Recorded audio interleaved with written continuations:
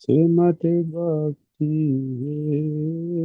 Vedanta Swami Nitinamini Namo Vishnu Padaya Krishna Kristaya Bhutale Srimati Bhakti Vedanta Swami Nitinamini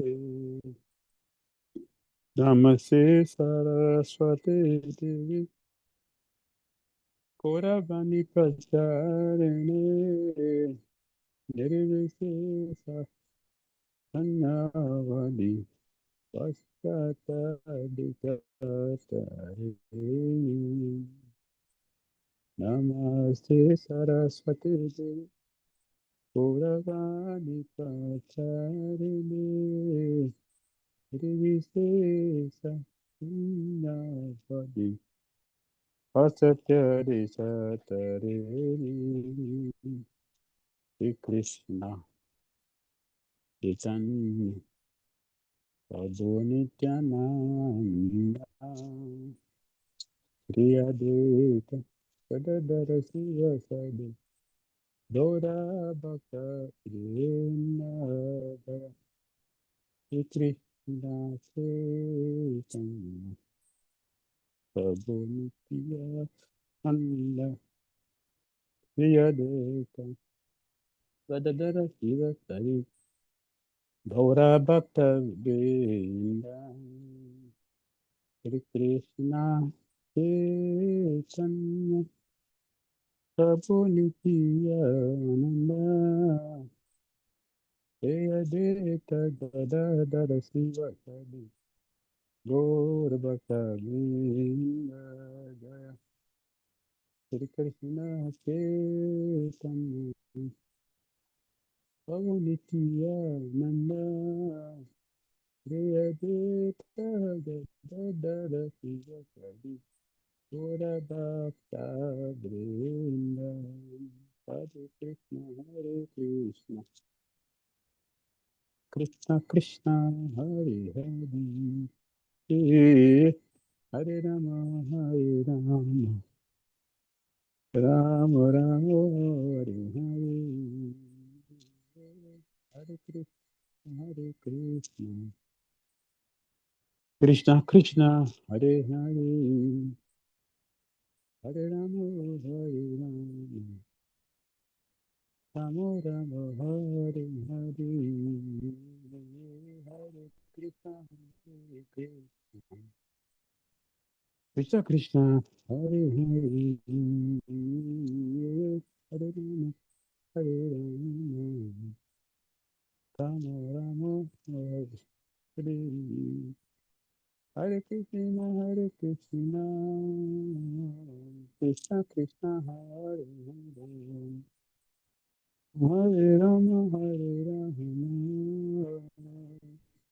Rama Rama Hare Hare Jai Prabhupada Prabhupada Prabhupada Srila Prabhupada Jaya Prabhupada Prabhupada Prabhupada Srila Prabhupada Jai Jaya Gurudev Gurudev Gurudev Jai Gurudev Jai Jaya Gurudev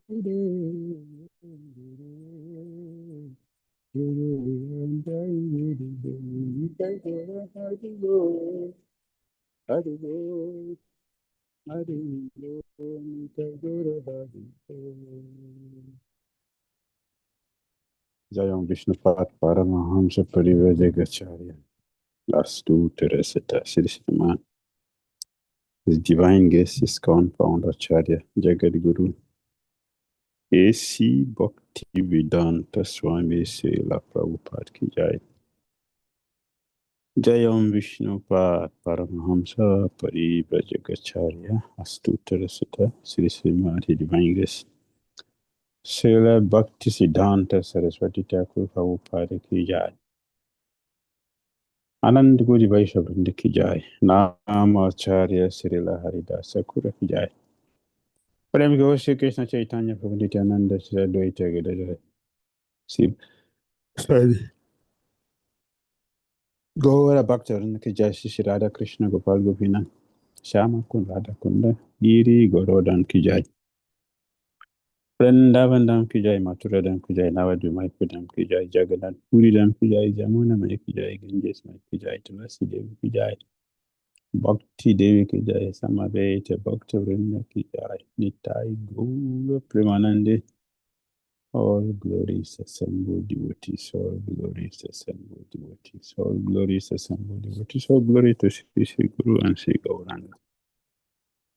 Namo Vishnu Padaya Krishna Pita Bhutale Srimati Bhakti Tirtha Shandri Nastya Krishna Pada Kupara Shitanya Sri Gaura Karuna Sakti Bhakti Tirtha Chinam Amma Jnana Timirandasya Jnananjana Shakaya Sakshula Janjana Tasmai Sri Gurave Namaha Sri Chaitanya Mano Bhistam Sarpitam Jena Bhutale Swayam Rupa Kadamayam Dadati Swapadantikam Jai Sri Krishna Chaitanya Prabhu Nityananda Sri Advaita Gadadhara Sri Vasadi Gaura Bhaktivinoda Hare Krishna Krishna Krishna Hare Hare Hare Rama Rama Rama Hare Hare Srila Prabhupada Ki Jai Gaura Bhaktivinoda Ki Jai Swami Spashtita Maharaj Ki Jai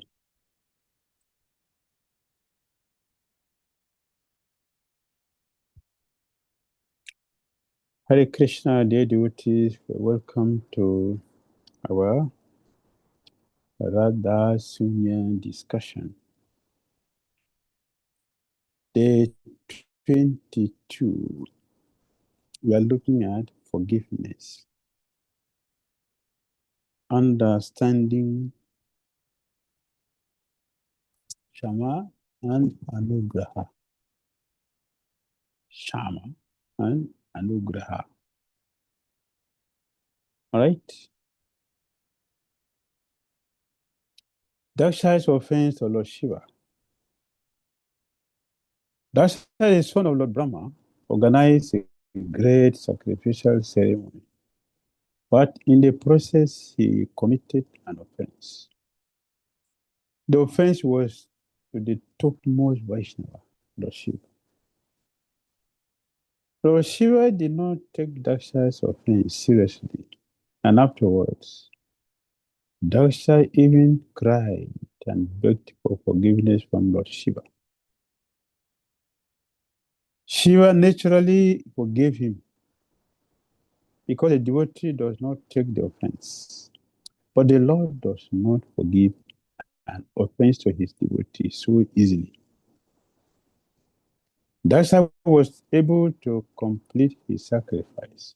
However, in spite of achieving the forgiveness of Lord Shiva, Daksha had to suffer a reaction for his offense. Srimad Bhagavatam 4:30-48. Techa Brahmana Adesham Marisham Upaye Miri Yasham Bahad Avagyanad Ajanya Janayo Nicha. Following the order of the Brahma, all the Prachitas accepted the girl as their wife. From the womb of this girl, the son of Brahma named Daksha took birth. Daksha had to take birth from the womb of Madisa. Due to his disobeying and disrespecting of Mahadev Shiva. Consequently, he had to give up his body twice. That's the result of offending a great Vaishnava. For Lord Shiva, nobody can offend him. But it is risky for people in general to offend him because he's very simple. So Daksha offended Lord Shiva severely. But he didn't take offense. But it is mentioned here that Lord Krishna does not forgive an offense to his devotee so easily. Therefore, Daksha had to suffer the consequences of his offenses. And we will see that although Daksha begged Lord Shiva for forgiveness, and Lord Shiva forgave him, after all, he didn't take any offense. So for him to forgive is not an issue. It's a simple thing for Lord Shiva to forgive. Lord Brahma went to Lord Shiva with other exalted personalities to beg Lord Shiva to come back and help Daksha to complete his yajna. Lord Shiva accepted and he came to help the yajna completed. So it is mentioned here that even though the yajna was completed, Lord Shiva forgave him. Daksha paid heavily for his sinful his offenses to Lord Shiva. Lord Brahma told Lord Shiva, people who are offensive and always offending Vaishnavas, devotees, they are already condemned. Either one take the offense or not take the offense, they are already condemned for their offensive behavior activity towards a Vaishnava. They are already condemned. Therefore, devotees should not again be angry with them. Because if we are angry with them, means that they will never have the chance to get delivered. They will never have the chance to get delivered. If we are also angry with them, they will never get chance to get delivered. Therefore, devotees always forgive. So that location will have them pay heavily for their sinful, offensive behavior. And after a long time, they can be delivered. All right.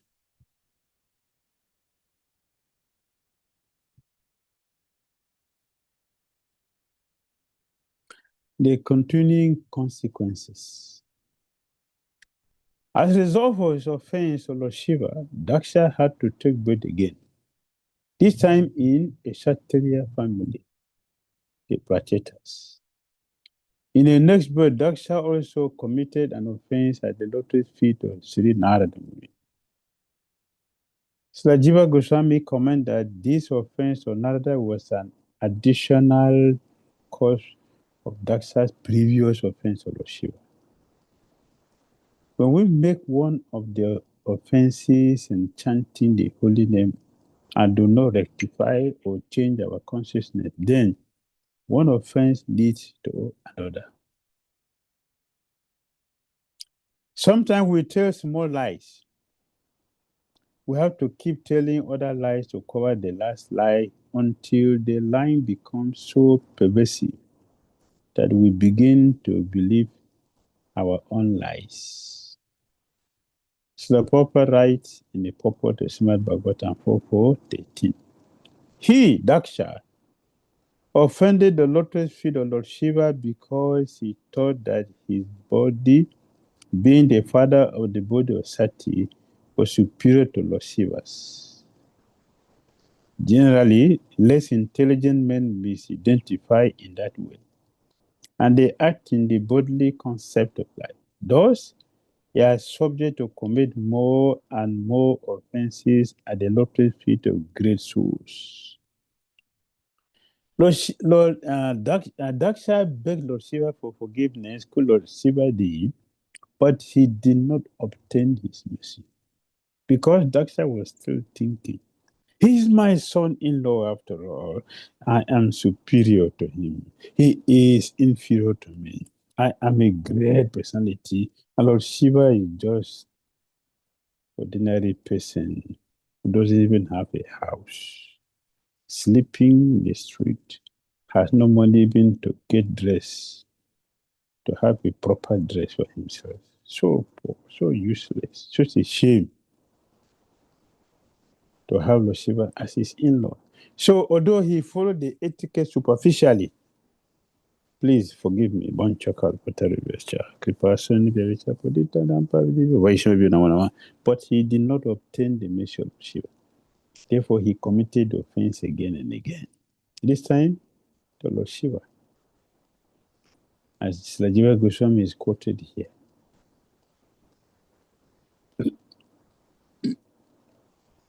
That this offense to Narada was an additional cause of Daksha's previous offense to Lord Shiva. When we make one of the offenses in chanting the holy name and do not rectify or change our consciousness, then one offense leads to another, to another, to another. Then it becomes a chain of sinful, offensive behavior, offensive activity. All right?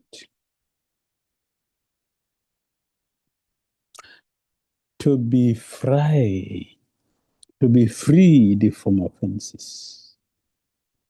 To be free from offenses. We may question, if Lord Shiva forgave Daksha, then why is it that Daksha still had to suffer multiple reactions? We explained that Lord Shiva didn't take Daksha's behavior as an offense, and he forgave Daksha when he offered apologies. But at the same time, Daksha had to take the body of a Kshatriya, and he later behaved offensively to Narada Muni. Let us read this verse. In order to be free from offenses unto grave souls, one should please that same personality that one originally offended through constantly engaging in the process of bhakti, beginning with the chanting of the holy names. Nama Kaumudi confirms this as follows. Offenses to great devotees may be relieved either by experiencing the calamities they bring or by attaining the favor, Anugraha, of the offended devotee. This is an important point. It's an important point. Offenses to great devotees may be relieved either by experiencing the calamities they bring or by attaining the favor, Anugraha, the mercy, the blessing of the offended devotee. This Daksha did not do. This is an important point. Daksha did not do this. He did not obtain the mercy of Shiva. We have said this many times. He was thinking of Shiva to be inferior to him. His ego deprived him of getting Lord Shiva's mercy. All right?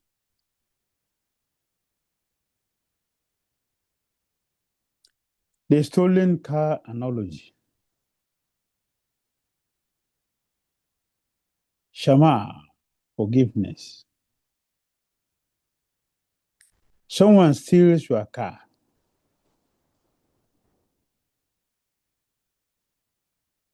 Later you find out who it was. And the thief knows that you know. The thief comes to your house and very humbly apologizes. I did it. I made a mistake. I wasn't in a proper state of mind, but I did do it and I beg forgiveness. Please forgive me. You are so merciful. You are. the master of the fallen, please forgive me. The owner of the car forgives the thief.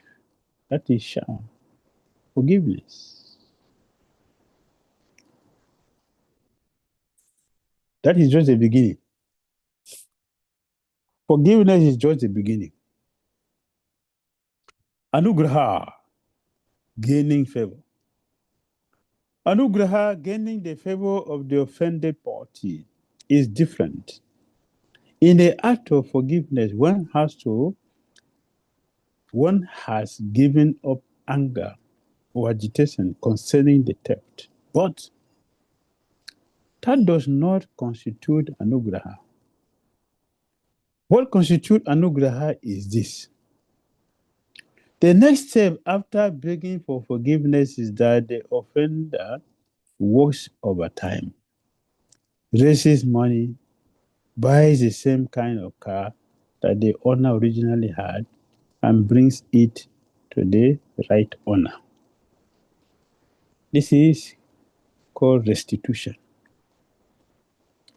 This is called restitution.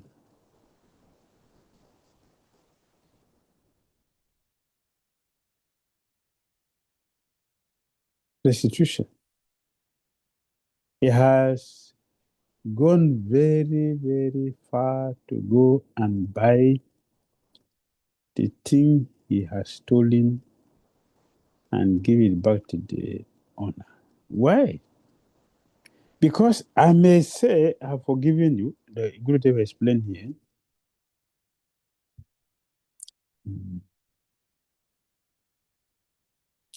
Yes, I've forgiven you. What have I done? In the act of forgiveness, one has given up anger or agitation concerning the theft. Because the person has come to beg, so the anger is gone.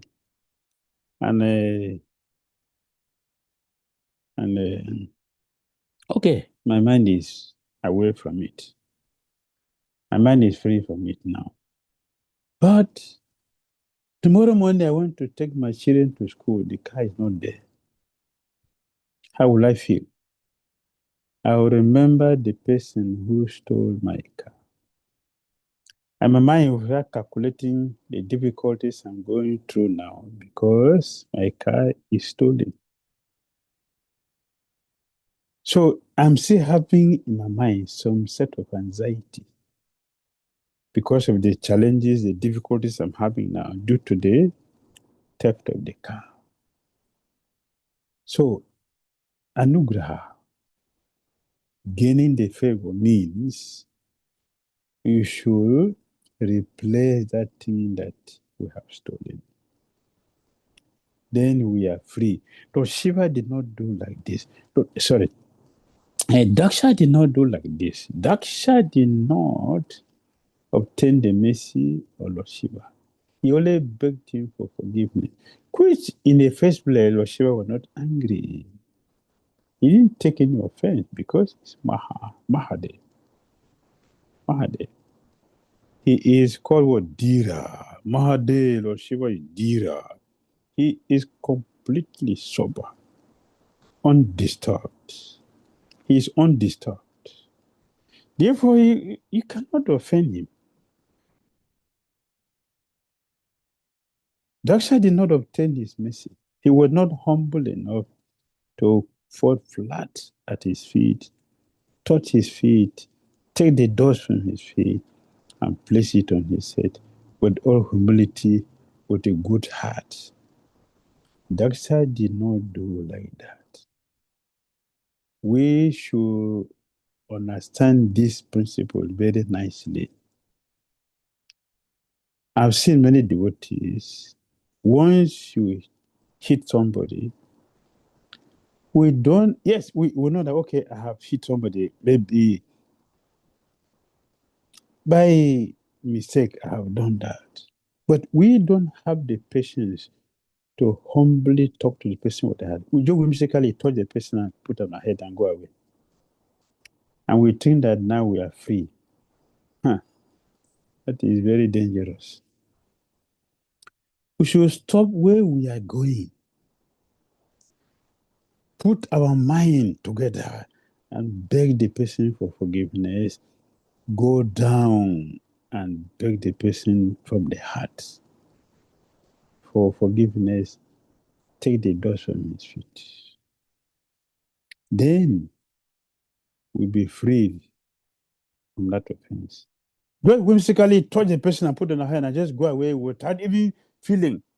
We will continue to do that again. We may say sorry, but that is done in a whimsical way, and we will continue to repeat it again and again and again because we have not consciously realized we have done something wrong. We have misbehaved, and we shouldn't do like that. We didn't do that. We mechanically do this, artificially do this. We don't even care that I have done something wrong to a person as we show respect. We simply walk away. After all, we have touched the person and put on our head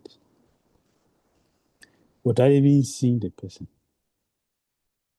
This is very dangerous. This is Daksha's mentality. We should not follow Daksha's process. We shouldn't do that. When Indra offended Lord Vishnu, he didn't just touch the feet and run away. Indra begged for forgiveness, and and with the help of Surabhi, and after Krishna forgave him, Indra came to do a bathing ceremony to Lord Krishna and gave him the name Govinda.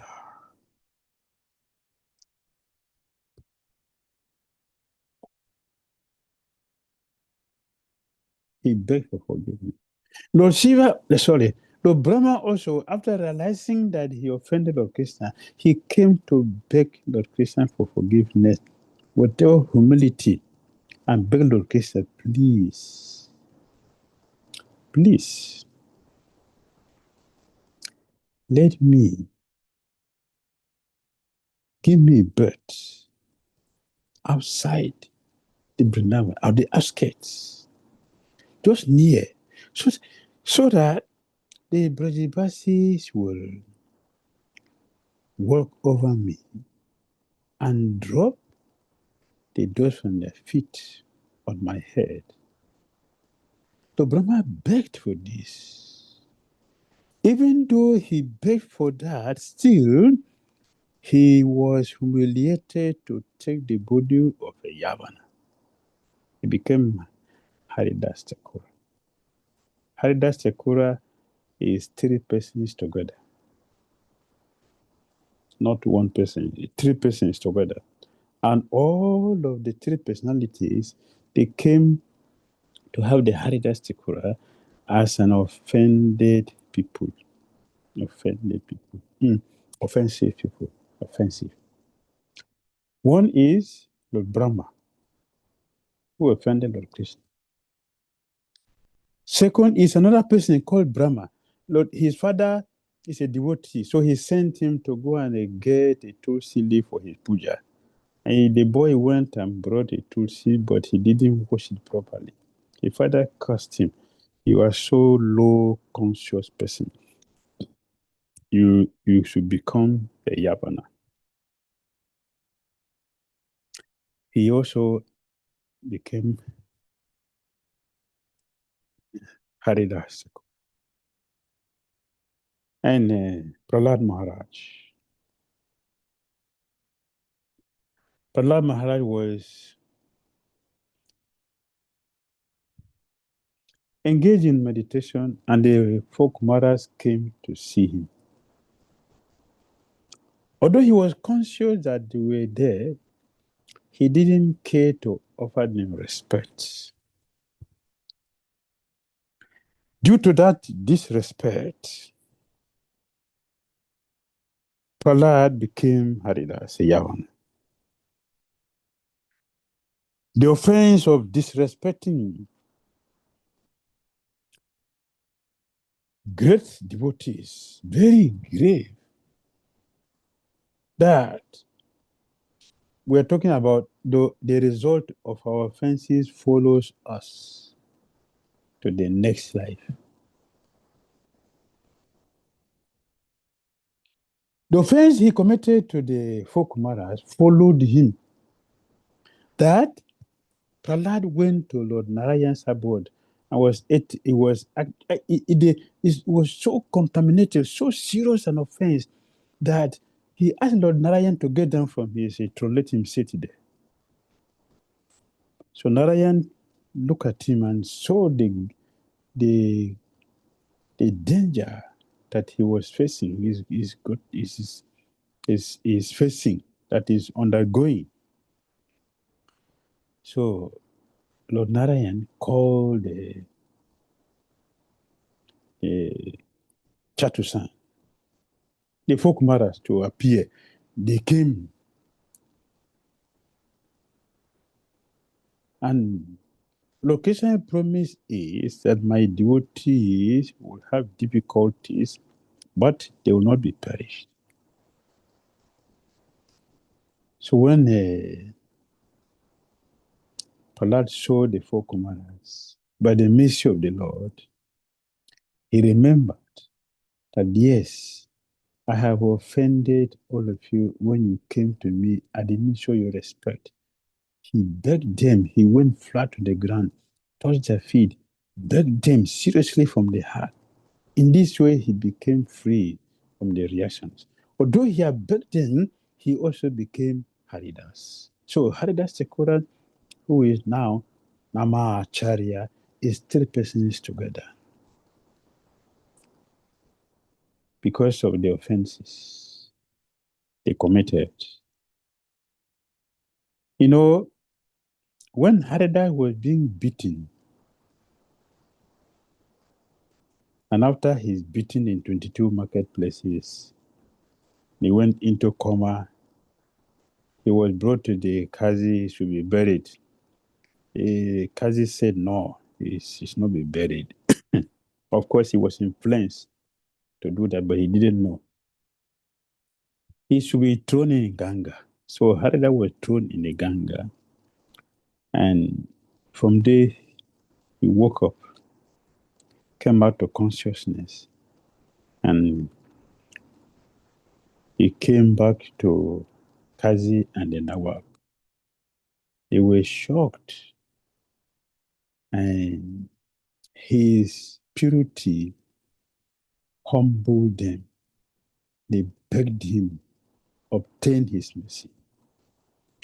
And Haridas left and he went to the devotees, and devotees were so happy to see him, and they were at the same time regretting what happened to him.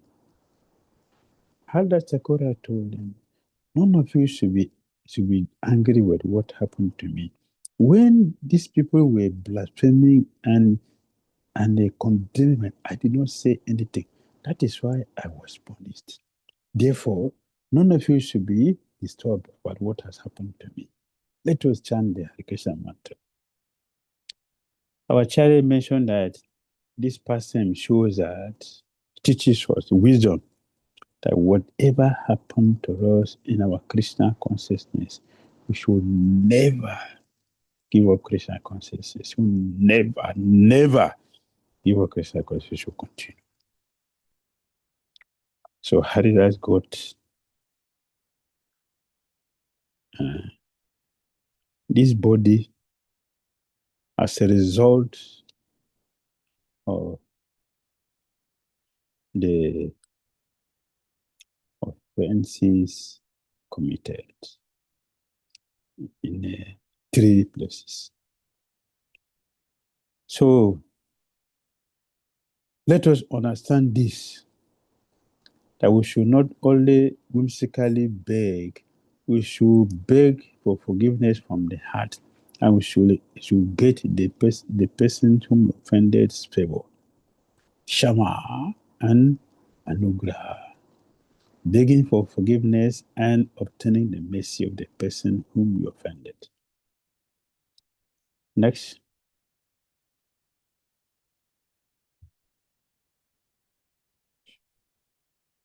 Going internal through reflections. Why forgiveness isn't always enough. 10 minutes. A sin can be more easily forgiven. It can be eradicated even without interaction with the person to whom the sinful behavior was directed. However, after the committing of an offense, even when one asks for forgiveness, there can still be a reaction. The extra step of rectifying the situation beyond that apology must be there for forgiveness to be complete and for favor to be bestowed upon the offender.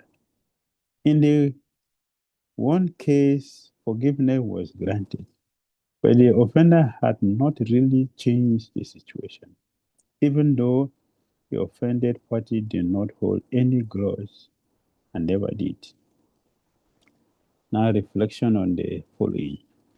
Have I ever apologized to someone but not fully rectified the situation? Like I've given an example, many devotees have seen we are doing it whimsically. That is why we are continuing to repeat the same thing to different people. What's the difference between saying I'm sorry and actually making things right? How do I know if I have truly gained someone's favor, Anugraha, versus just their forgiveness, Kṣamā? So our discussion is why might forgiveness not be enough to completely heal the relationship? Haribol. Wish you a nice discussion. Hare Krishna, dear devotees. So now we have 10 minutes. You all will be assigned to a breakout room. In there, you can utilize the first 5 minutes to deeply think about the points. And in the next 5 minutes, just get familiar with the host. And then you can share your points briefly in 30 seconds and let the group representative jot down the points to present it to Srila Gurudev after the breakout gets over. So you will get a prompt to join the breakout rooms. Yeah.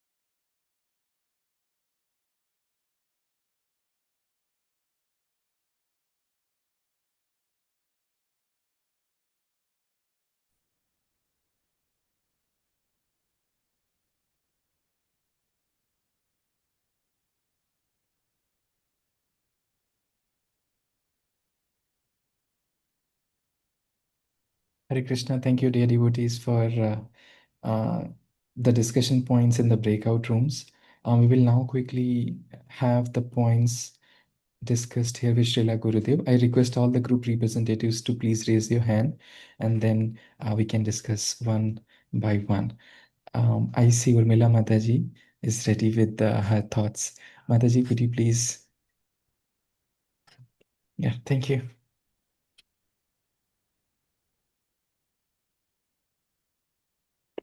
Hare Krishna Maharaj, please accept my humble obeisances at your lotus feet. Thank you. Basically, 3 to 4 devotees have shared their reflections in our group. In case of asking forgiveness, many times devotees have asked forgiveness wherein they don't actually feel that,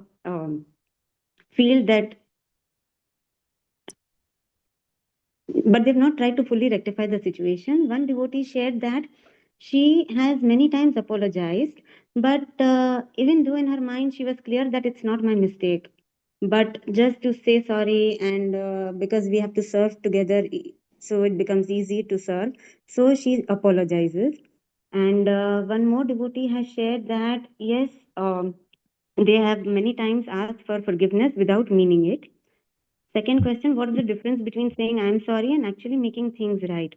So one devotee has shared that basically saying sorry is a lip service, and making things right actually comes from the guilt feeling when we actually feel our mistake or we have done something wrong. Unless we make things right, the opposite person will not be convinced that the offender has realized his mistake. How do I know if I've truly gained someone's favor versus just their forgiveness? We can come to know the devotees have shared that basically by their behavior, if the behavior is very sweet, they are smiling at us, or they have really forgiven us, then their hearts will be very light and we will feel that they have really forgiven. And if it is just namesake, then we will come to know from their behavior that will be very dry, it will not be very sweet with us.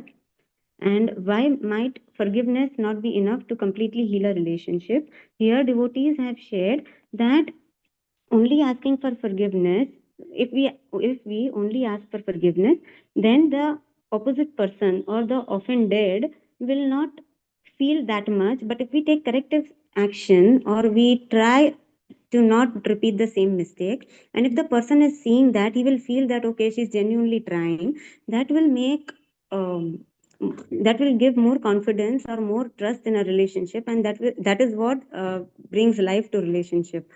Hare Krishna Maharaj. Hare Krishna. Thank you for sharing that. For the group, thank all the leaders for sharing. Very healing. This is very nice. Thank you. Thank you, Maharaj. And Brahmani Mataji, could you please connect with your points? Hare Krishna, Gurudev. Please accept our most humble obeisances onto your lotus feet. Thank you. So we all had many points to share in the sense of understanding where we are.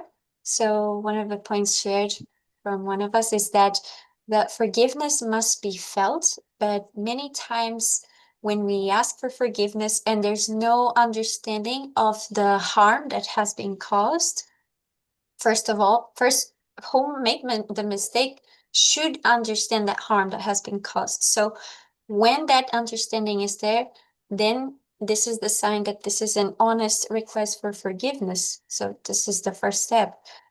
Also, other devotees that are in, for example, the Grihastha ashram, they go through this a lot because they live intimately with each other and they know the qualities of each other. So it's very easy to not go beyond the step of forgiveness, to not be able to rectify due to the ego, and then the offenses just start to pile up on top of another.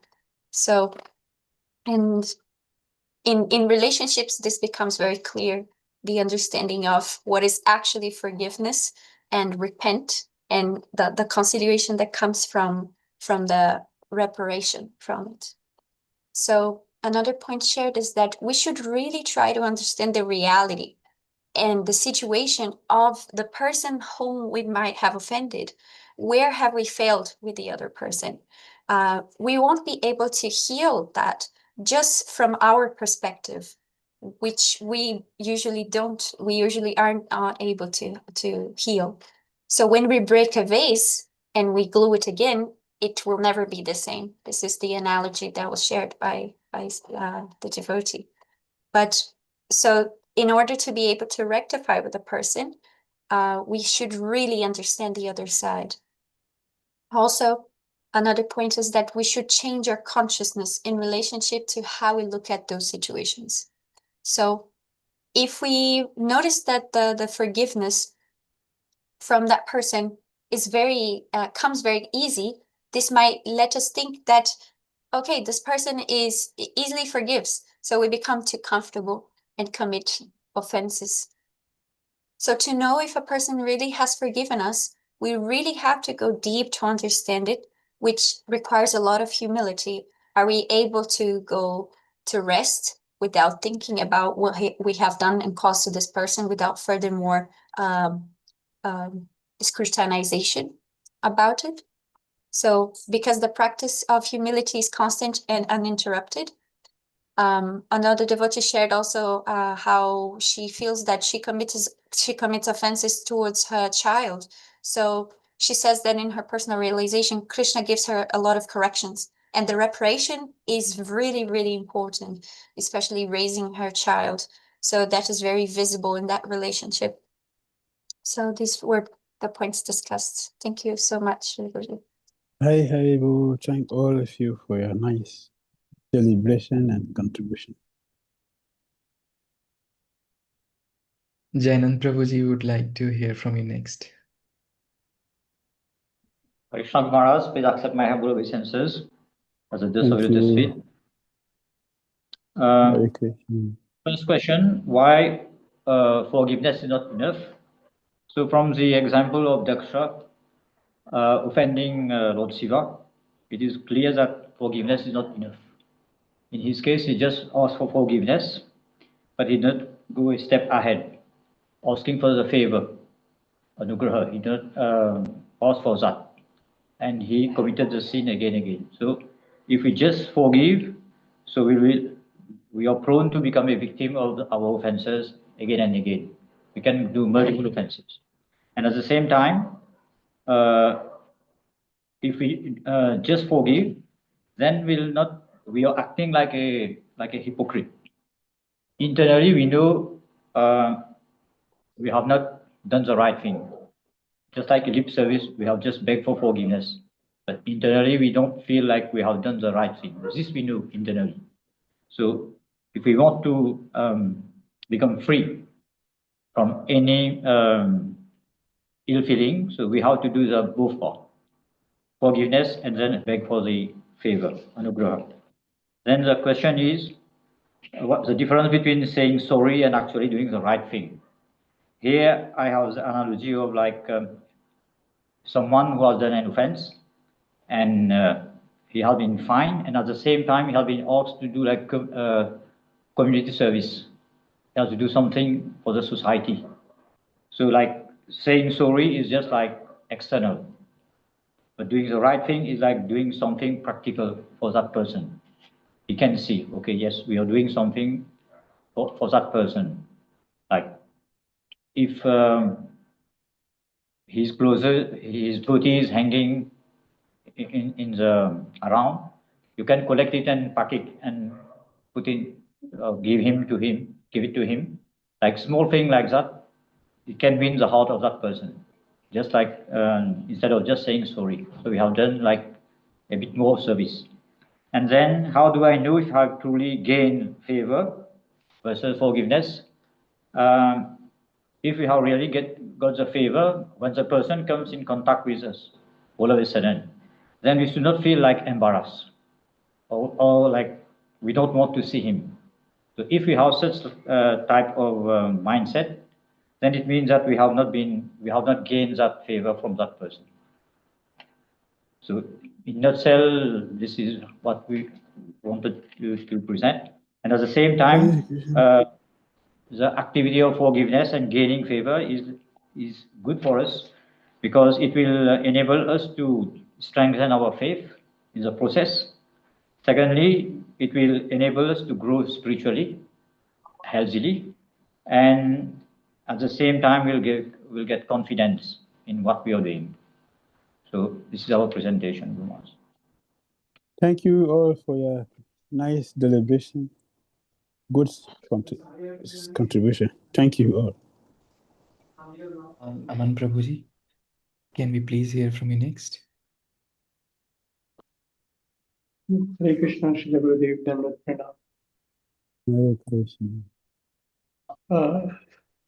Srila Gurudev, a couple of devotees shared their realization in the Hindi group.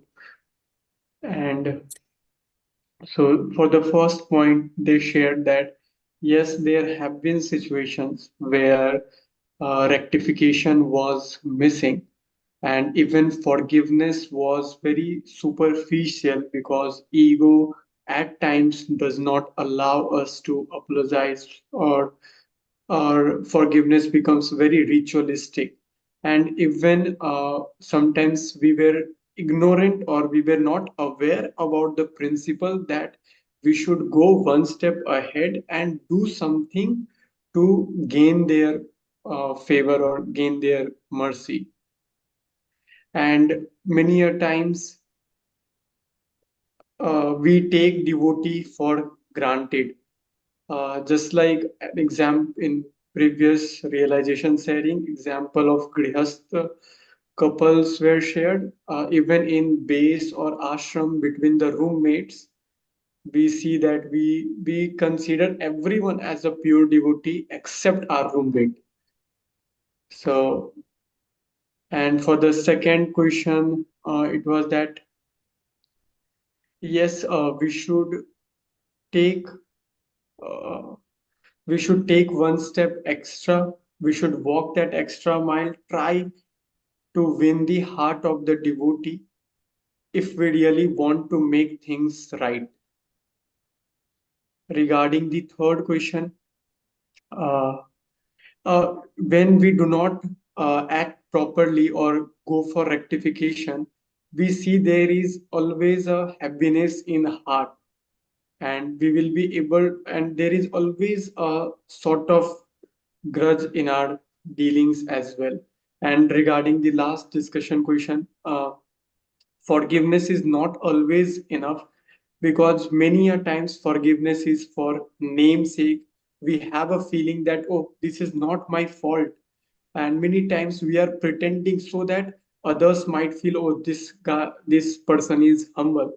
And lastly, if we think that we are really sorry for our mistakes, so humbly we should try to do everything possible to win the heart of the person who has been offended.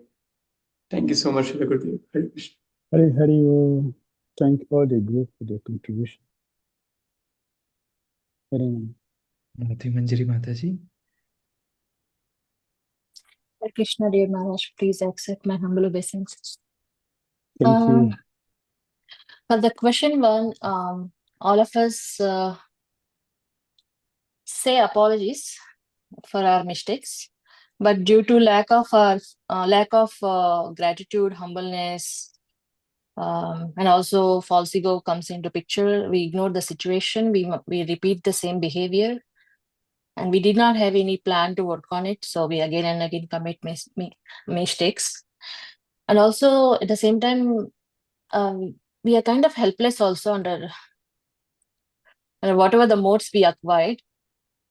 And also most of the times there is no training in the initial stages, and we don't really know what's going on. So that's the first question. And then the second question, saying so I'm sorry versus making things right. Yeah, as everybody else shared, saying sorry, just a blanket statement with no feeling, doesn't have any impact. We should say it from heart. As you mentioned, Maharaj, in the class, we should not touch head but touch feet and beg. It requires a lot of humbleness and tolerance.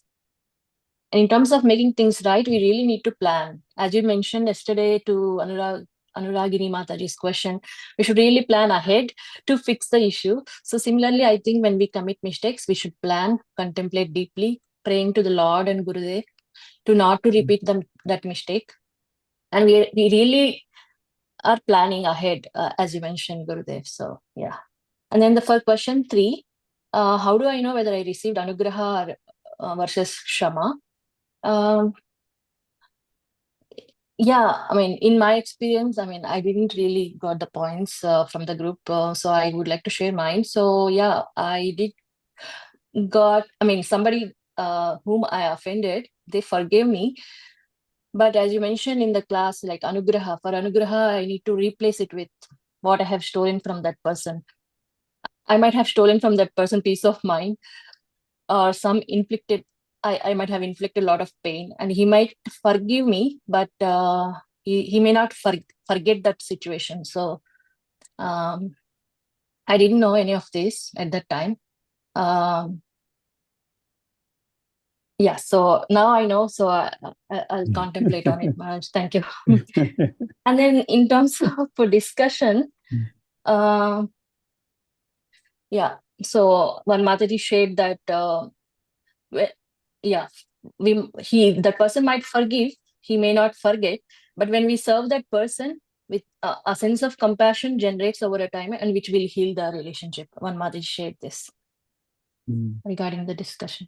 Thank you. I might have overboard with time. Thank you all very much for the nice discussion and sharing. Thank you. We also have Shravana Mataji with the points. Hare Krishna, Gurudev. Apologies for that. I just went away from my service because of electricity issue at my end. Extremely sorry for that.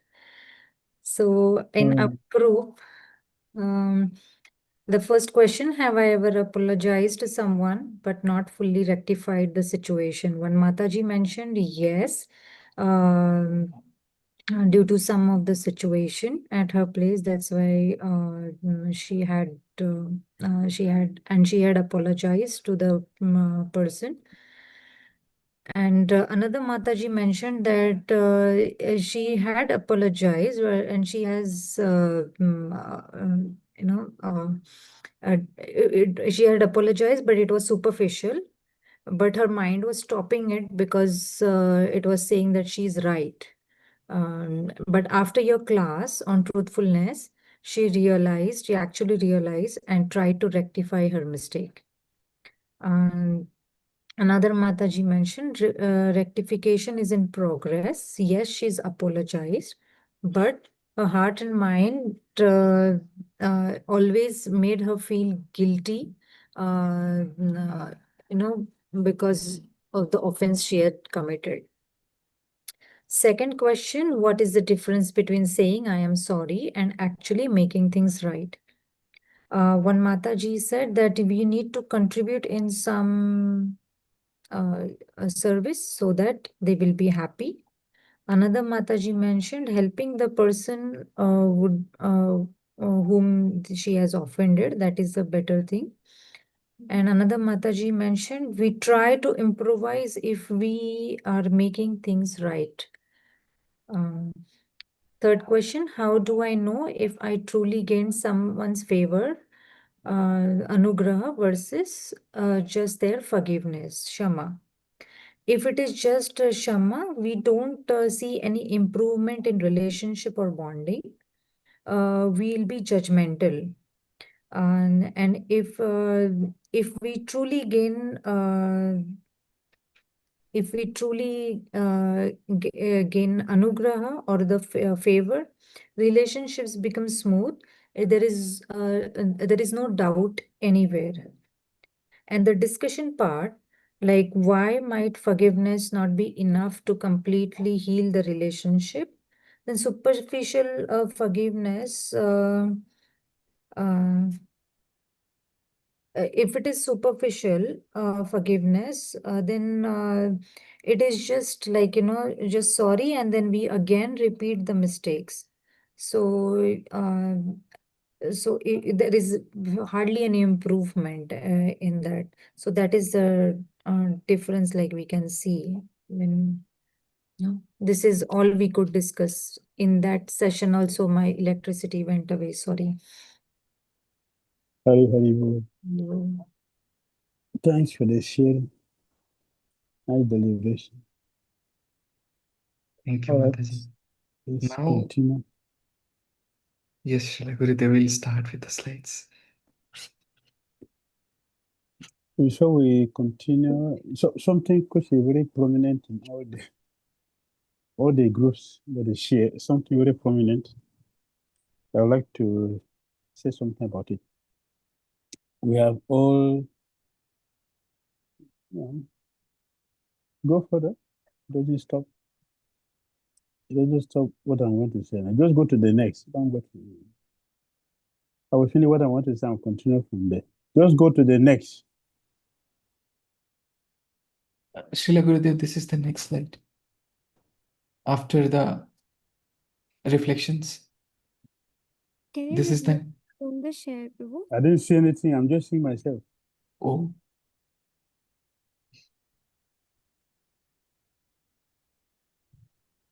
What we shared before it got it's disappeared. Yes.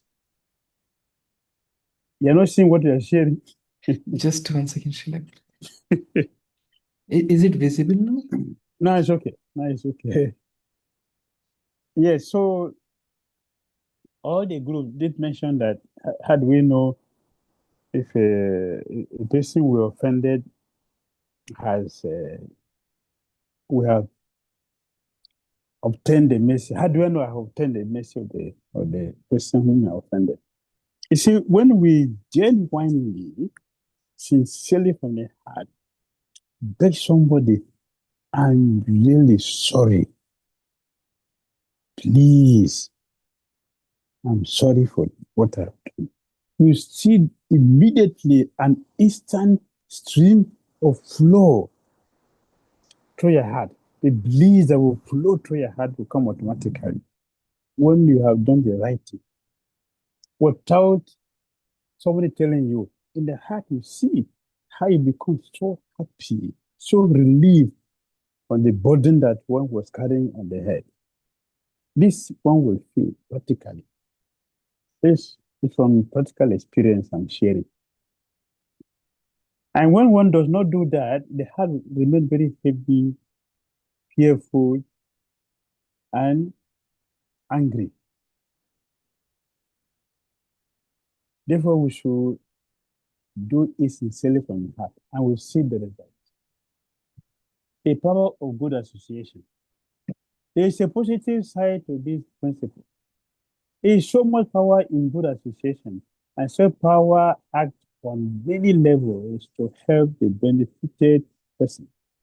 How much power there is when Vaishnavas are honoring each other as sadhus. When there is a problem, Vaishnavas address it openly, in a positive mood, and with honesty. Everything is placed on the table. There is a difference between criticizing and trying to find ways to improve or to help a situation. One of the ways to make sure that exchanges are not just based on fault finding and criticism is that when there is a discussion about an issue, problem, or person, then there should be, on the part of one or both of the parties, a practical solution. Prabhu, how do you think we can help? Very good. As devotees, we are famous, the servants of other devotees. We value them and we want to only assist in the growth of their devotion. A sincere devotee does not want to see the growth of another devotee's devotional tripper hampered. Therefore, a devotee must try to function in such a way so as not to put him or herself in a situation where to commit Aparadhas and cause others to make Aparadhas. So we come together. Yes, there is an issue. what to do to rectify the situation. What can we do to help the situation? That's the reason why we should come together, present the situation openly, we discuss it, and then find a solution to help the person. This is a healthy way to deal with each other. Therefore, you will see that while we're discussing the Harinam Chantamini, Hadha Sakura repeatedly, every discussion, every offenses, Hadha Sakura recommended one should go and associate with sadhu to be able to rectify ourselves from all the offenses we make to the holy name. We should go and associate with sadhus, because in association of sadhus, whose heart is completely free from malice, criticism of others, or having favoritism or not think good about other people. The man is free completely from this. When we associate with them, we get the energy to support ourselves. That is how we make advancement.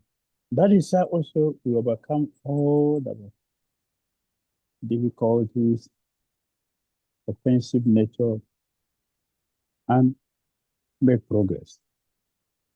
So here also is Gurudev is advising how we should honor each other as sadhu. When there is a trouble, the Vaishnava address it openly, in a positive mood, and with honesty. Everything is placed on the table, and it is delivered. The idea is not to judge the person. The idea is not to crucify the person. The idea is, this is a problem. How do we help the person to get out? Therefore, we saw this with the Brajavasis. Every time they have difficulty, they go to Kṣamā and Swami. Whoever, householder, whoever, everybody, both the gentle and the ruffians, and everybody, they go to Sanatana Goswami to present their case. My husband did like this. My wife did like this. This happened. And Sanatana Goswami will listen to all of them and give them proper solution. And because he's speaking from his sweet heart, out of compassion for people, they got that energy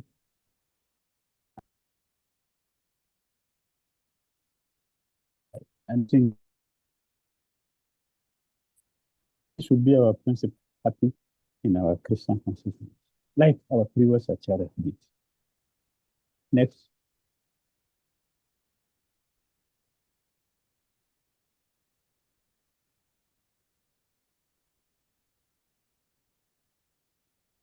Hare Krishna. Realization through contemplation. Continue your 30-day notebook, but today's focus on Kṣamā versus Anugraha. Incomplete rectifications inventory. Incomplete rectifications inventory. 10 minutes. I remember the relationship where you apologize but not fully rectify the situation. For each, ask, what rectification is still missing in this relationship? And choose one situation to work on this week. Plan how to gain Anugraha, not just Kṣamā. Hari Hari Bol.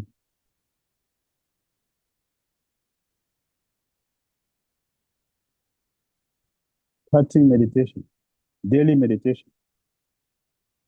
The extra step of rectifying the situation beyond the apology must be there for forgiveness to be complete and for favor to be bestowed. Thank you very much.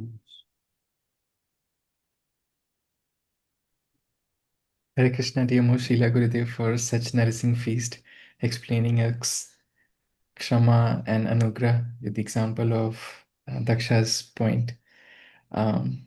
We'll open the floor for questions. We have so many questions. First, we have question from Gaurdayanath Prabhuji. He has put his question in the chat. It goes like, Hare Krishna, Srila Gurudev, please accept my humble obeisances to your holy lotus feet, and all glories to Srila Prabhupada. How should we act in a situation where someone has offended us in various ways, and we perceive that they've made a mistake, but the other person doesn't perceive or acknowledge their mistake or offense? In order for the other person to realize their mistake, should we directly tell them where they did wrong and what bothered us about their behavior? Because I have heard from Your Holiness that if the other person is not aware of their mistake, it's not the proper etiquette to call them out and say, you did this and that wrong, and this attitude has bothered me, offended me. How should a devotee act in such a situation, both as the offended party and as the offender party, who is not aware of their mistakes?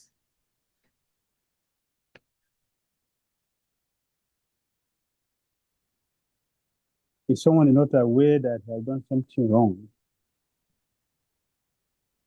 if someone is not aware, that is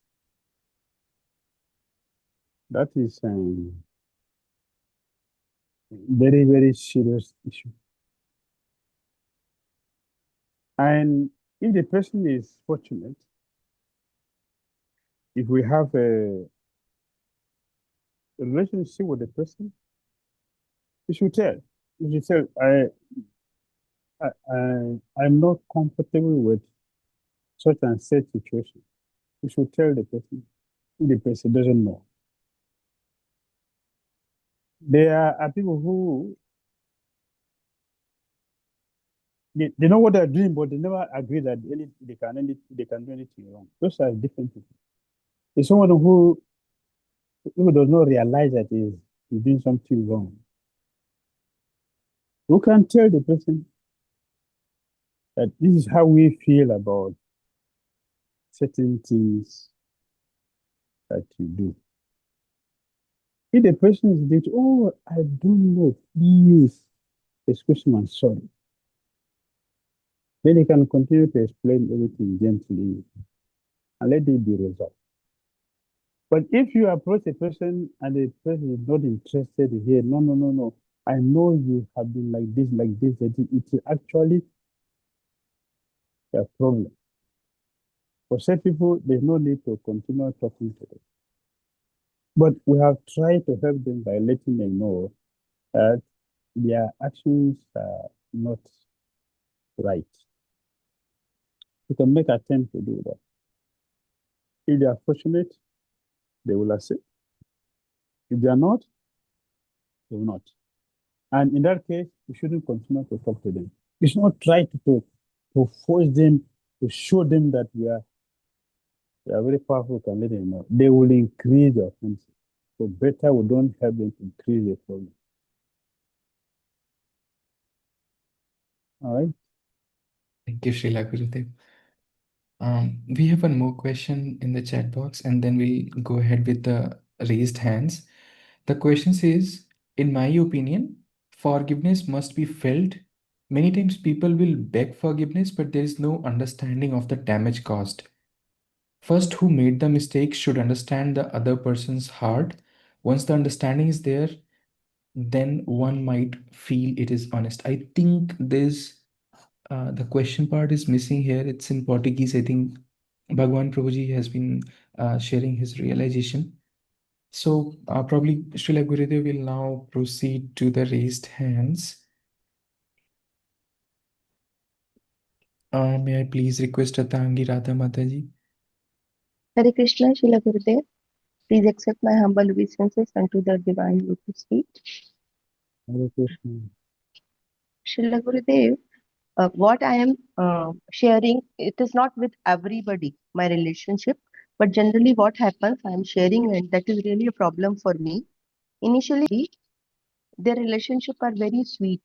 They are very helping towards me, and very sweet.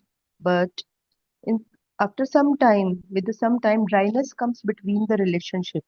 Even I ask the person, please forgive if I have committed any offense.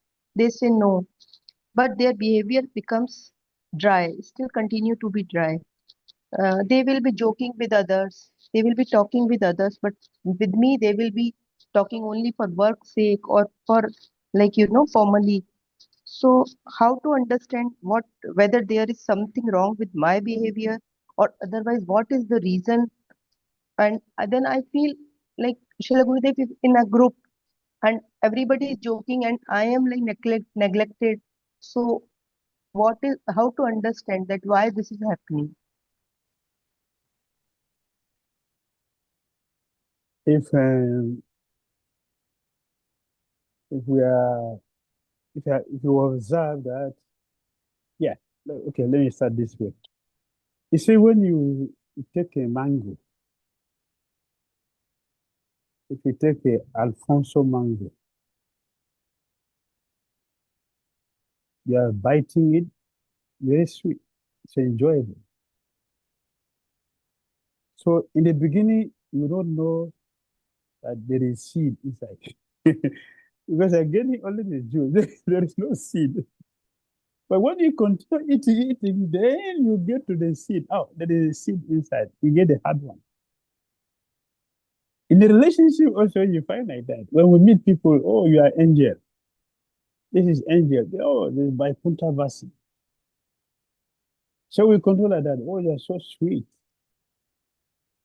But after some time, because now our relationship is coming closer and closer, I will get to know the unnecessary thing, the other side of you, which are abominable.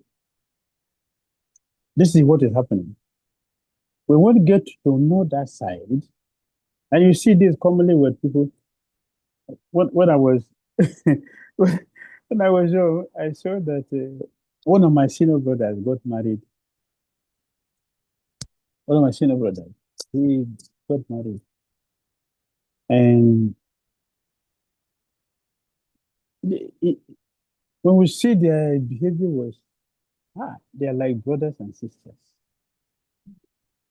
So one day, my father is very easy, is cognitive with everything that goes around. From his sitting room, he was hearing in their house a woman was crying. My father called. He called my brother. What is happening there? He was afraid because my father is going to take serious action. Why the wife is crying? He called him. Before he could speak, my father asked the wife, what is happening? Because he knows that my father is straight. So she explained. Then my father asked the brother, did you hear what she said? He said, yes. Why? What happened? Why you do like that? They were trying to defend, and he told him, this is wrong. Don't do like this again. What was it in the beginning? So for me, I was surprised. What happened? Why is this to happen? Why this will happen?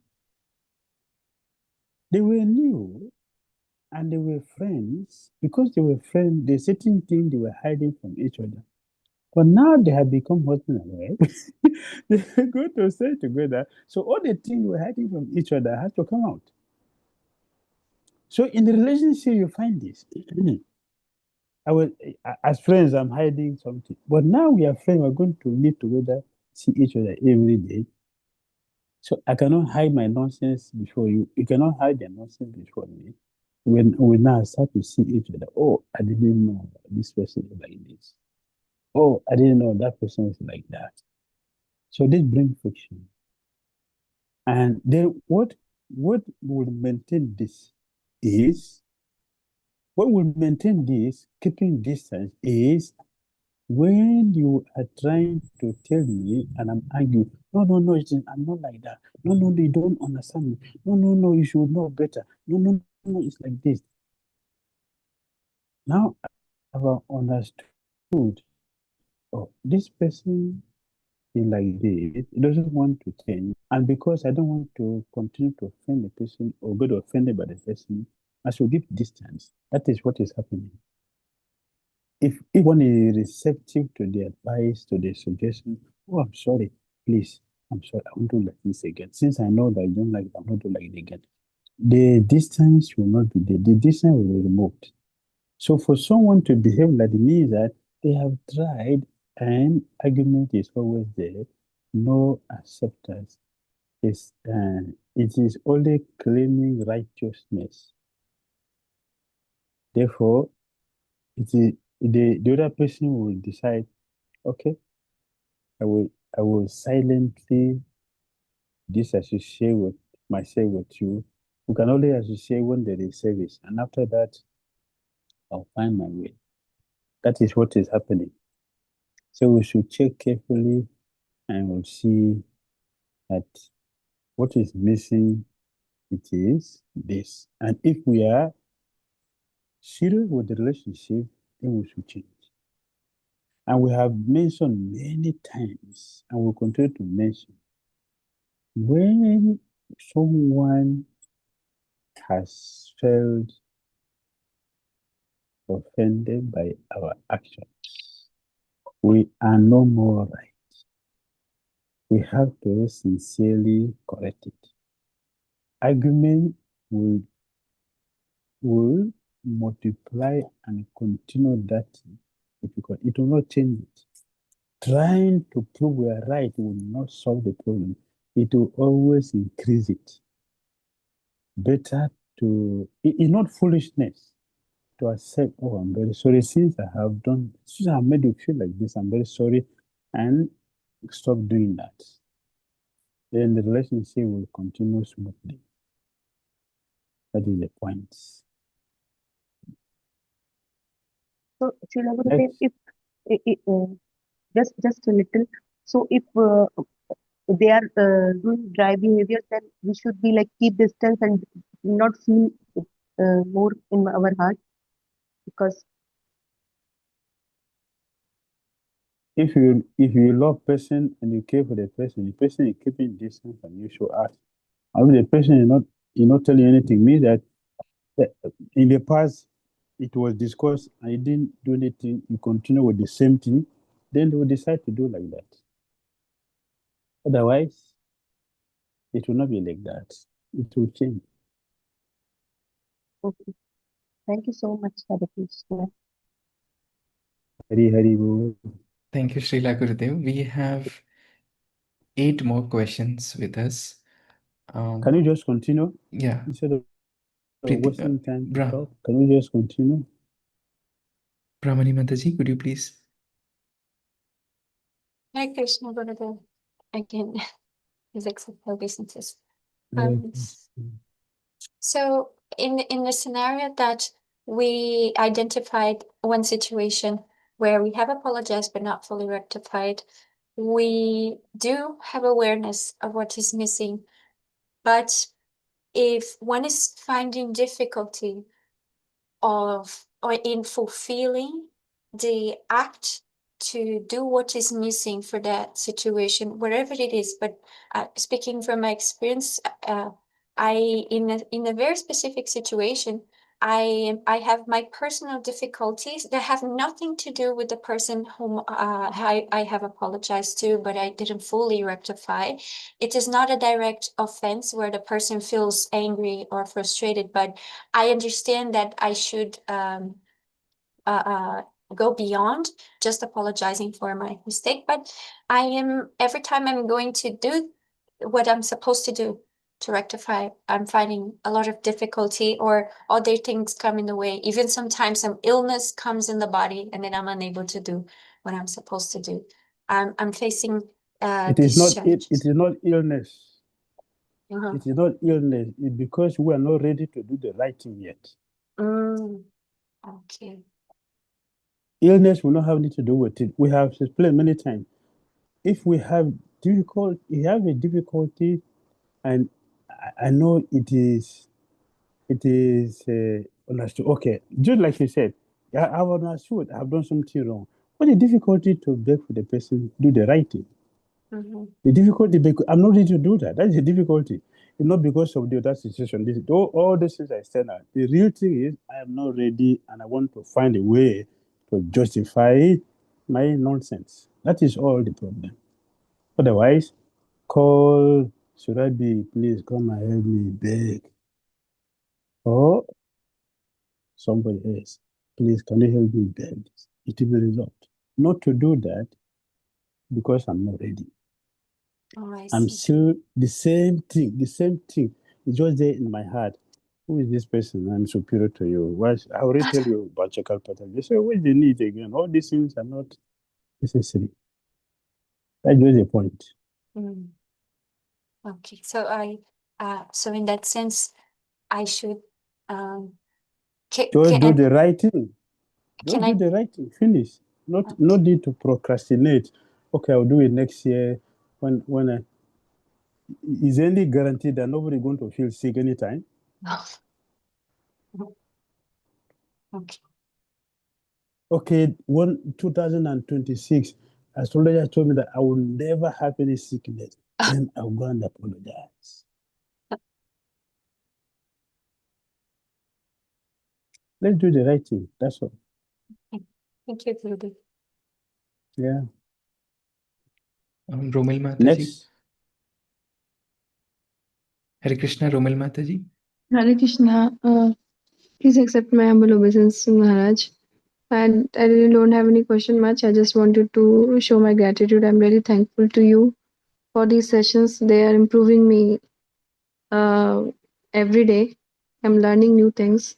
I'm really thankful to you. I'm thankful to every devotee here who are sharing their realizations. I'm learning from them as well. Hare Krishna. Anugraha.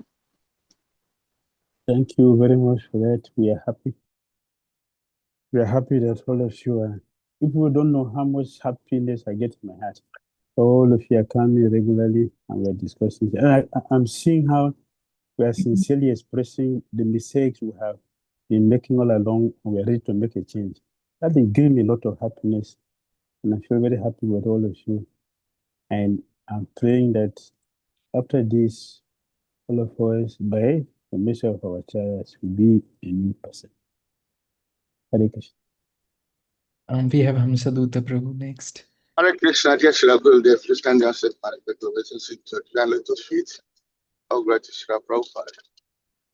Dear Gurudev, my question is that in our homes, we live with our children, our stepchildren, and for instance, if I did something wrong and my Guru Maharaj chastised me, I feel so relieved and happy, and I feel so much love. Maharaj, sometimes in this where we are living now, our kids, if they do something wrong and you chastise them or try to direct them, they feel offended. And you will try to talk to them, but still they become so offended. And Maharaj, in this situation, sometimes even you, the father, you will try to apologize to the kid. And you know, this kid, they take advantage of everything. So, Maharaj, in these situations like this, how do you go with it if your child feel offended, if you try to direct him or chastise him or her? How do you go about it? And not Because your every child. time you try to... That is not your child. He has come to punish you for the things we have done in a past life. Oh, okay. If a child, he will not do like that. Our scripture has everything. Chitraketu. The child was an enemy from their past life. They were enemies in the past life. They didn't finish the karma. The child came out to pay him. So we have children who cannot correct in the house. That is clear indication they have come as an enemy to pay us the debt we owe from the past life. So pray to Lord Krishna to help. Okay. Okay. So in this case, Maharaj, whatever they do, you have to tolerate and just leave them to do what they are doing. A child cannot stay in a house, say, he's going to rob and come and stay in a house. You shouldn't allow him to stay there because he's not a child. Oh, if you okay. tell him, say, don't do this, don't do this, don't do this, so that means this place is not suitable for you. If he's a child, he should listen to you.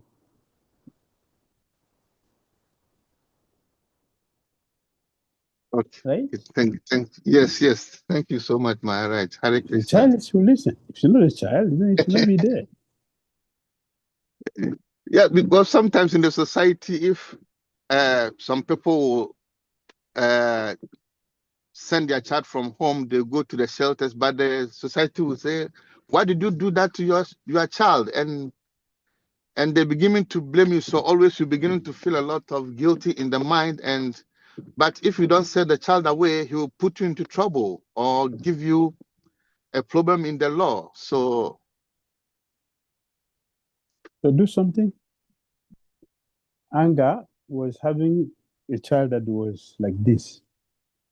He left home. Out of anger, he left. He abandoned everything and just went away. Went to the forest.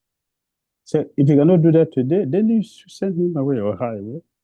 He should go to where he can act that way. Because like you said, the law is going to come and hold you guilty for the actions of the child. So if you want that, take it. If you don't want, then you should do something before that happens. thank you so much, dear Guru Maharaj. This is really helpful. Hare Krishna. Hare Krishna. Hare Krishna. Jayanand Prabhuji, could you please go next?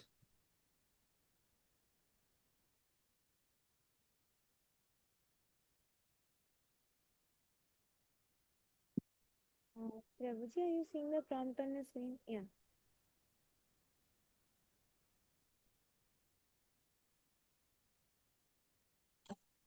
Maharaj. Hare Krishna. Maharaj, we've just seen that when somebody has offended, then he finds many excuses not to go for forgiveness. He procrastinates the exercise. But what about the one who has been offended?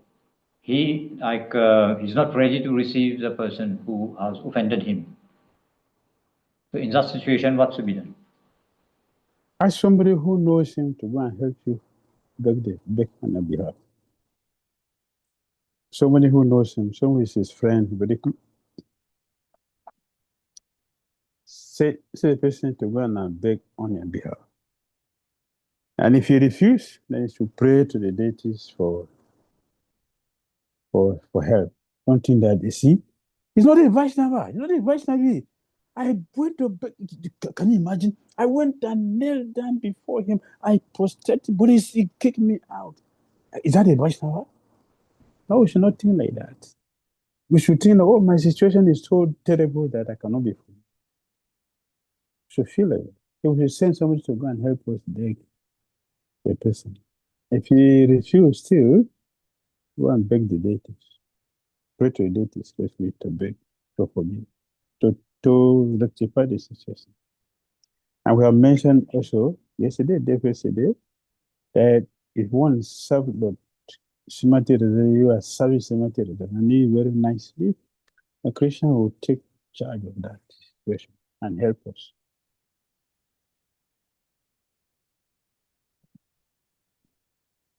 Yes, Maharaj. There's another situation, Maharaj. If a genuine devotee is like serving in a temple and his relationship has become bitter with a senior devotee, and each time he tries to rectify it, then it becomes worse. So in that situation, what he has to do?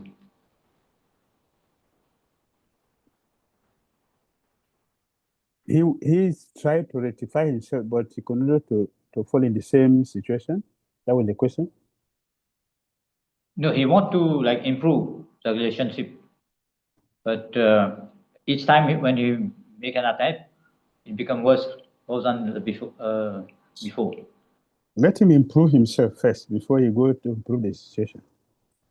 He should try to improve himself, take seriously his sadhana and the character, behavior. You should do that first before Yes. going to the person. If you do that, you don't even need to go to the person. If we are getting transformed gradually, it will affect the person.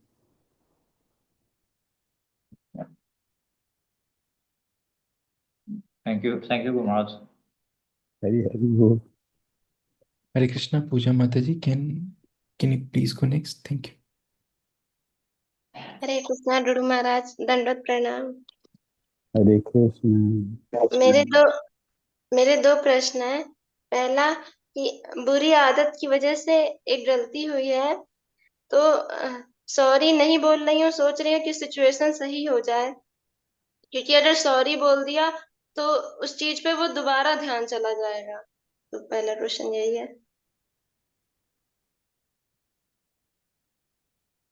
दूसरा question भी पूछ लीजिए माता जी। परिक्रमा की महिमा क्या है? जैसे अयोध्या धाम में हूँ, तो अयोध्या धाम की परिक्रमा और वृंदावन धाम की परिक्रमा में कंपेयर करने लगती हूँ कि क्या अयोध्या धाम में भी परिक्रमा करनी चाहिए, ऐसा प्रश्न। Hare Krishna, Srila Gurudev. Mataji has two questions.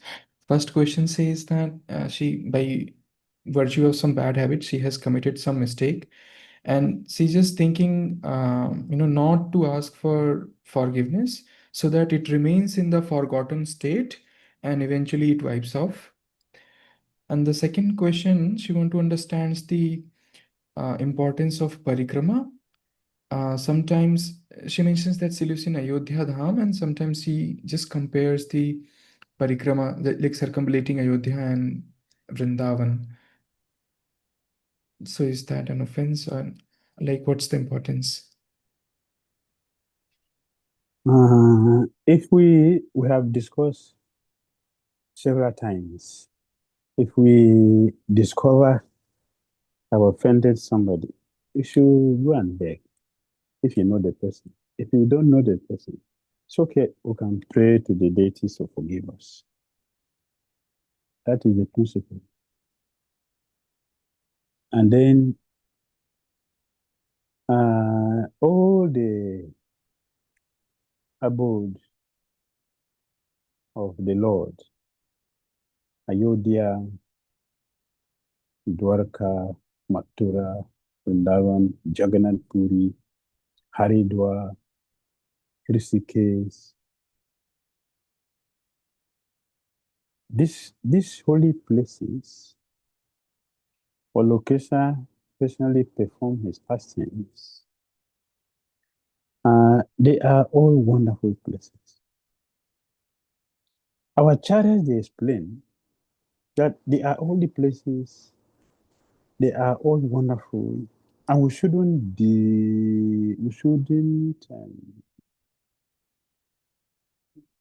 we should not differentiate them from each other because they are all wonderful places. Still, Sri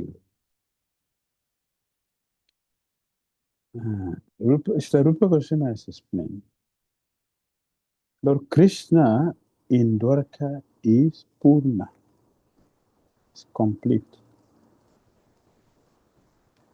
But we know that Krishna in Dwarka is Krishna with 4 hands. It means Narayan. Narayan now be Vaikuntha. So it is mentioned, it is complete because it is abode of Krishna. It is complete. It is Purna. Opulence is there. Krishna in Mathura is Purnata. More complete because it has opulence and knowledge about the simplicity of Godhead. 2 aspects of his qualities are there. But Vrindavan is Purnatama. Means Vrindavan is completely superior to other places. Vrindavan is superior. Goloka Vrindavan is superior to Vaikuntha, to Ayodhya. and Mathura. Therefore, Sanatana Goswami mentioned in Brihad Bhagavatamrita that Krishna kept Goloka even far away from Vaikuntha. Therefore, we cannot compare them. Now, the other way mentioning, in Dwarka, Krishna is Yadu Kumar. Yadu Kumar. And in Mathura, Krishna is Vasudeva Krishna. In Vrindavan, Krishna is Brajendra Nanda, Yashoda Nanda. He is the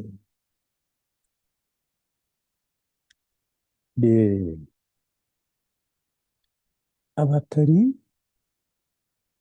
from whom all other incarnations are coming from. Therefore, he's different. So please let us understand that Krishna in Vrindavan is completely different. It's different. And the other way of mentioning, you don't see Narayan dance. You see Narayan dancing? You cannot see Narayan dance. You see Narayan going for cow heading? If there are cows in Vaikuntha, Narayan will have his servant to go and tend the cows. Narayan will get, his servant will go for the cow heading. But in Goloka, Krishna will not send servant to go. He will not send Palika to go for cow heading. Krishna will go himself for cow heading. And when Mother Yashoda wanted to stop Krishna from going for cow heading, Krishna told, my mother, I'm going to disobey you. I will disobey you. Please don't interfere with my going to the forest. Don't interfere. Who will not like to do this service? Don't come inside. I will disobey you. I will not obey you that you are my mother. That is it had nothing to do with this my pastime. Your mother is okay. You can be there as a mother. But I will go to the forest to take care of my cows with my cowhead boys. And don't come with us. Don't come with us. We should stay in the house. Don't come. If you come with us, I will not go to the forest. You stay in the house. Mother Yashoda said, why? He says, please don't come with us. Balaram said, see, mother. We cowhead boys don't go to the forest to take care of cows. That is not our business. The cows, they take care of themselves naturally. We go to play. And if you come, we are going to tell you, don't, see the mother, see this. Don't come and disturb our play. Stay in the house and do your mother business here. If you want to come with us, become a girl or a boy.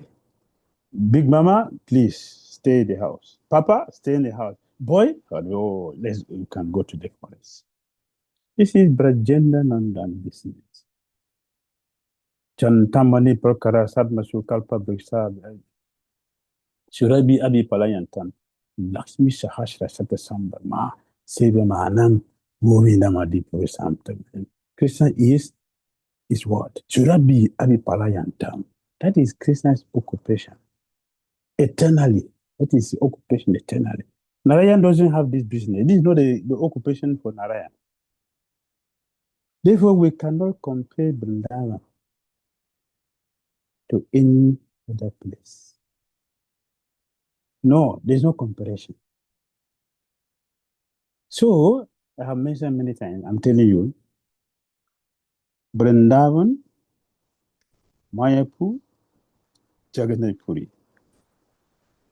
I don't have any place in my life. Only 3 places I have in my life. Vrindavan, Mayapur, Jagannath Puri. Only 3 places I have in my mind. Other places, if all of you can go, no problem. I'm not going there. Excuse me. Excuse me for my offenses. If you like. You can excuse me. No problem. Vrindavan, Mayapur, Jagannath Puri. Hare Krishna. Don't compare them with other places. There's no compare. Don't compare Lord Vishnu with Krishna. There's no compare. Don't compare. Yes, Vishnu is coming from Krishna. Krishna is Vishnu. Vishnu is Krishna. Yes, we know that. That is philosophy. But when they come to reality, when they come to the ultimate dealing, which is beyond philosophy, prema, Vrindavan is supreme. Supreme. So I'm repeating. Sanatana Goswami said, Krishna kept Goloka Vrindavan from Vaikuntha. So Lord Machanda is not in Goloka. Lord Machanda is in Vaikuntha. So if you are chanting Hare Krishna, Hare Rama, and I think that Hare Rama is Ramachanda, you are Ayodhya Basi. That is where you go. But if you are chanting Hare Krishna, Hare Rama, and I think that this Rama is Radha Rama, you go to Goloka Vrindavan. Does it make sense? Puja Devi.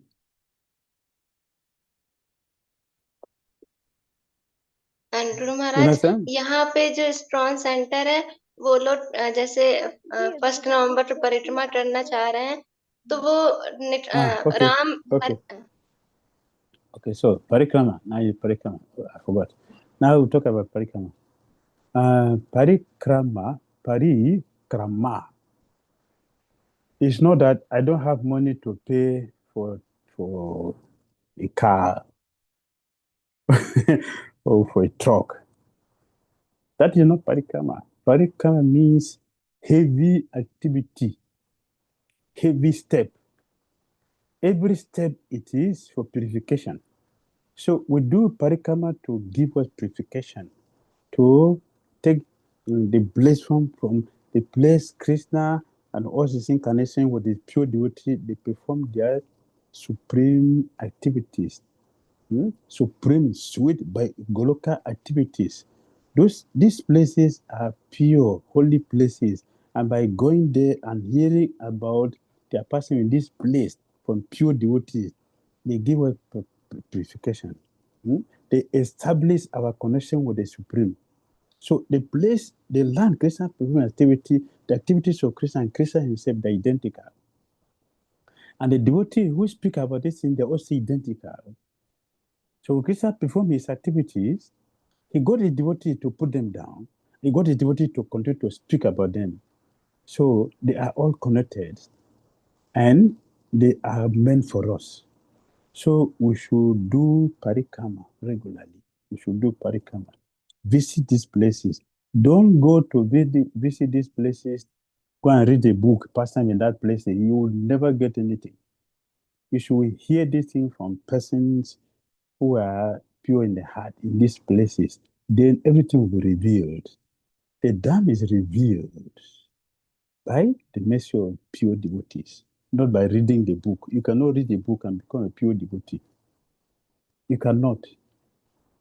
You cannot get a Christian Prema online. Christian Prema online. You log into Christian Prema, you get it online. You never get it there. You will never get it. You can only get it from a person. Which person? Krishna Premi Bhakta. Because they have gotten. We're talking about Acharya. He came to distribute pure love for Godhead. Pundari Vidyanidhi. The reason why they came is to give Krishna consciousness. They didn't come here for anything, only to give Krishna consciousness they came here for. Sri Chama specifically, personally called for these devotees to come and continue. So yesterday I didn't mention this. Now I'll mention it. So when Srinivasa Acharya was with Vishnu prayer, she didn't call Srinivasa Acharya inside the house. So Srinivasa Acharya slept outside under a tree. She sat under a tree there the whole day and night. So in the night, Chaitanya Mahaprabhu came to his mother, Sachi Devi, and said, "My mother, do you know what your daughter-in-law is doing? She is sleeping peacefully in the house, and she is keeping my my devotee outside, suffering outside. This is what your daughter-in-law is doing. This Srinivasacharya, I have many services for him to do for me, but he is left outside. While your daughter-in-law is sleeping peacefully. Please send him to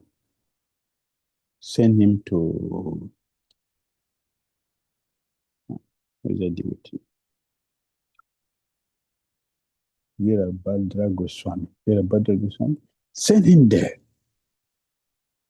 And Vishnu Priya then call him in and ask him to go there. So these are praying bhaktas. And we should do parikama. A part of the futures for pure devotee, they are attracted to parikama. Visiting all these places, the Lord performed pastimes. This is the Bhakti Thakur mentioned in the song. Sudha Bhakata. I will visit the places my Lord Gauranga performed pastimes. I will visit all these places with like-minded devotees. Hare Krishna. Next. Next we have Shweta Mataji. Could you please go And next, Mataji? I saw also message from Madhavi Manjari. She has a question. I would like to hear it.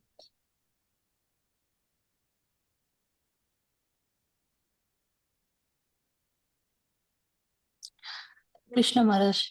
So one question is, if cow herding is so pleasing to Krishna, cows are so pleasing to Krishna. So when we are doing cow protection, not even pay, I mean, we don't even get a slightest encouragement, not even bother to visit cows or do any service, or I mean, mainly outsiders come and do some seva, but not devotees. I was just wondering, what is the reason? The reason is that we are not interested to go back to Godhead. We don't know the value of cows. This is the occupation of the Supreme Personality of Godhead. So if I, it's just a common sense. It's a common sense. If I like you, I want to hear something about you. I want to know the things you like. I want to do the thing you like doing. I want to dress like you. I want to speak like you. I want to do everything. I want to eat like you. That is a normal thing even here in the material world. So if you don't see someone doing like that, that means the person is not with you. So we're not attracted to the occupation Krishna does. That means we are not going to Goloka. We will go to heaven. Where cow heading is not important today. We will go to heaven. And Prabhupada said that many devotees will end up in heaven, not the spiritual world. That we can see from our activity. Look at our behavior. I believe that what Prabhupada said is 100% correct. I agree with it. I'm seeing what is happening. Next one.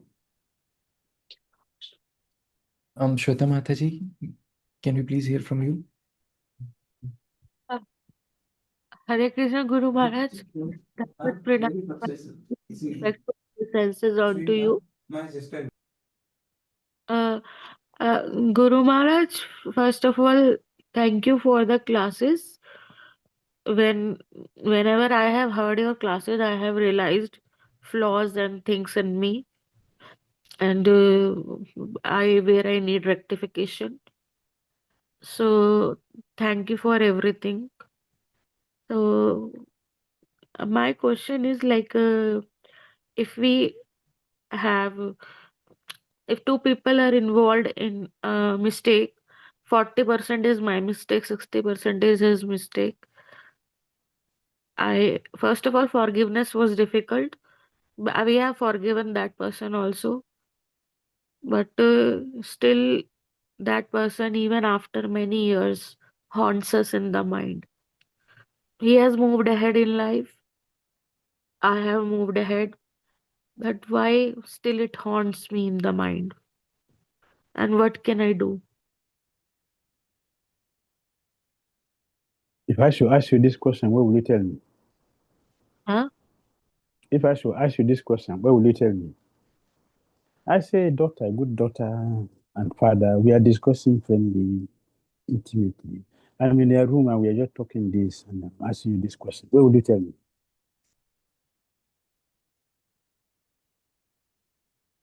What will you tell me? Don't look at who is here. It's just two of us. Just like two of us are just talking. What will you tell me if I ask you this question? I will tell you, chant Krishna names.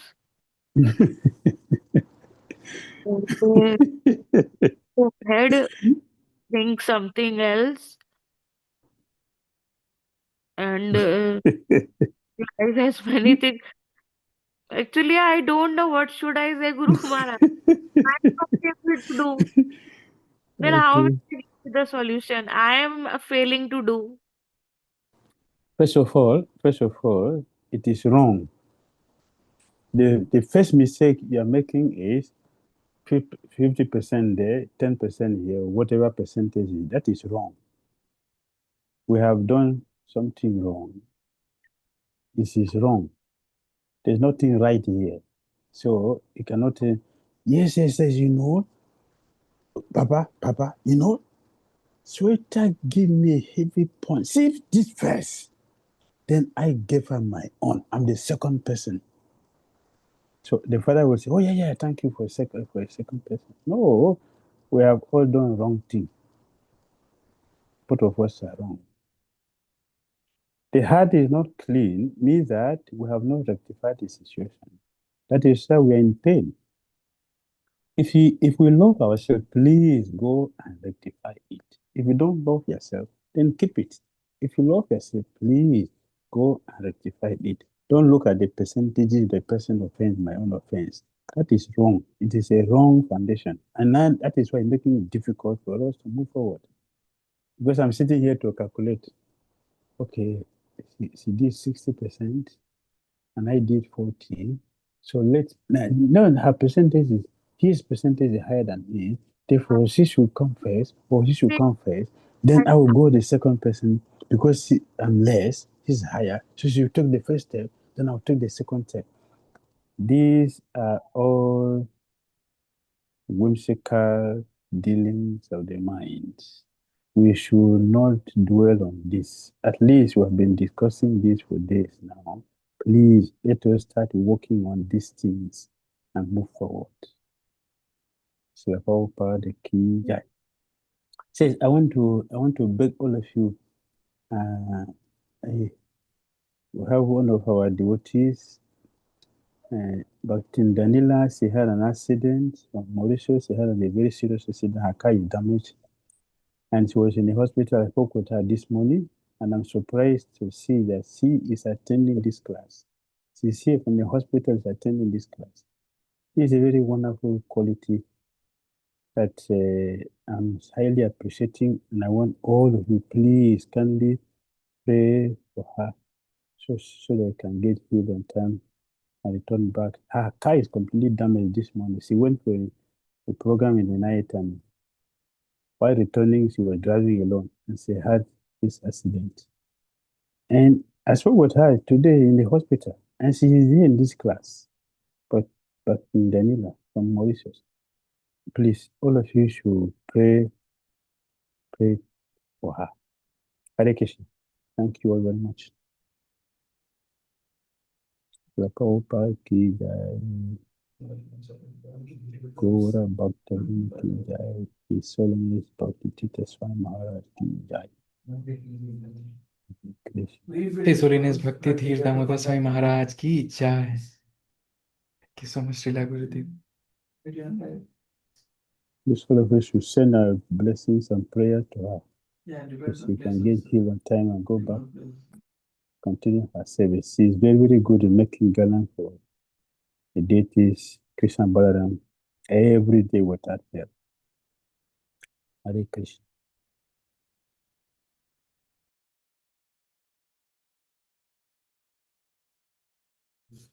Hare Krishna, dear devotees, thank you so much for your prolonged association. We will, it's already very late, so we'll skip the bhajan for tonight. We'll seek your association tomorrow, same time. Thank you once again. I'm